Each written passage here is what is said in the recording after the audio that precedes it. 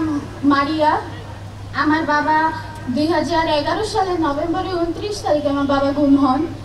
আমার বাবা 14 নম্বর কাফরুল থানার বিএনপি যুবদলে ছিলেন। আমার বাবার দোষ একটাই ছিল যে আমার বাবা বিএনপিতে ছিল। আমার বাবার আর কোনো দোষ ছিল না, আর কারো কোনো দোষ ছিল না। তারা শুধু এই পলিটিক্স করার কারণে আমি এই হাসিনার কবলে পড়ে তারা এরকম গুমের শিকার হয়েছেন। আজকে 2025 সাল, আমার বাবা 2015টা বছর হয়ে গেছে আমার বাবার। এখন পর্যন্ত আমি আমার বাবার কোনো খোঁজ পাইনি। এখন পর্যন্ত আমি আমার বাবার কোনো অস্তিত্ব খুঁজে পাইনি।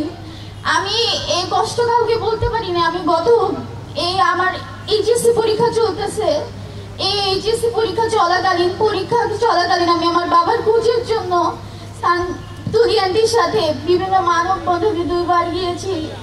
বাবার কথা চিন্তা করলে কোনো মাথায় ঠিক থাকে না।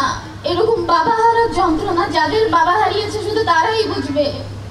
আমরা শুধু চাই যারা এই গুমের সাথে জড়িত, আমার বাবা সহ আর সব চাচুদের সবার যেন তাদের সঠিক একটি আইনগতভাবে তাদের বিচার করা হোক। আমরা একটাই জিনিস চাই, আমাদের বাবাদেরকে আমরা এখনো খুঁজে পাইনি। আমরা চাই এসব খুনিদের যারা এই গুমের সাথে জড়িত তাদের কঠোরভাবে বিচার হোক, তাদের যেন ওইভাবে কষ্ট দেওয়া হোক যেমন আমাদের বাবাকে দিয়েছে।